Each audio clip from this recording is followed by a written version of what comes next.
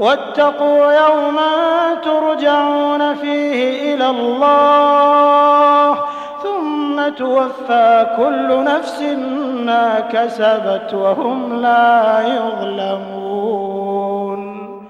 يا أيها الذين آمنوا إذا تداينتم بدين إلى أجل مسمى فاكتبوه وليكتب بينكم كاتب بالعدل ولا يأب كاتب أن يكتب كما علمه الله فليكتب وليملل الذي عليه الحق وليتق الله ربه ولا يبخس منه شيئا فإن كان الذي عليه الحق سفيها أو ضعيفا أو لا يستطيع أن يمله فليملل وليه بالعدل واستشهدوا شهيدين من رجالكم فإن لم يكونا رجلين فرجل وامرأتان ممن ترضون من الشهداء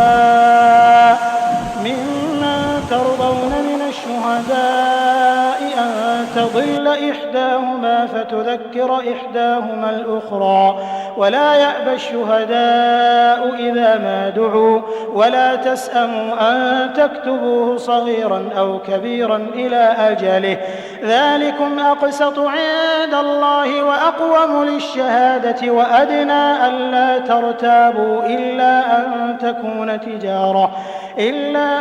تكون تجارة حاضرة تديرونها بينكم فليس عليكم جناح ألا تكتبوها وأشهدوا إذا تبايعتم ولا يضار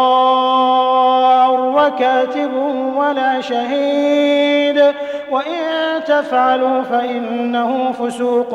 بكم واتقوا الله ويعلمكم الله والله بكل شيء عليم. وإن كنتم على سفر ولم تجدوا كاتبا فرهان مقبوضة فإن أمن بعضكم بعضا فليؤدي الذي اؤتمن أمانته وليتق الله ربه ولا تكتموا الشهادة ومن يكتمها فإنه آثم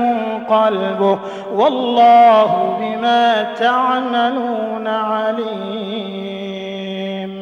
لله ما في السماوات وما في الأرض وإن تبدوا ما في أنفسكم أو تخفوه يحاسبكم به الله فيغفر لمن يشاء ويعذب من يشاء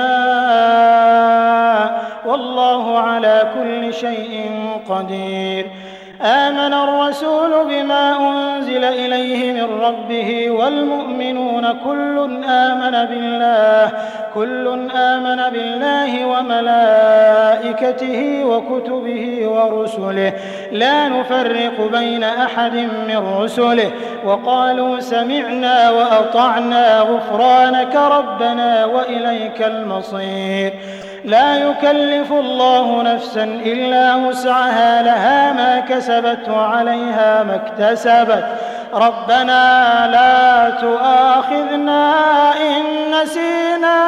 أو أخطأنا ربنا ولا تحمل علينا إصرا كما حملته على الذين من قبلنا ربنا ولا تحملنا ما لا طاقة لنا به واعف عنا واغفر لنا وارحمنا أنت مولانا فانصرنا على القوم الكافرين.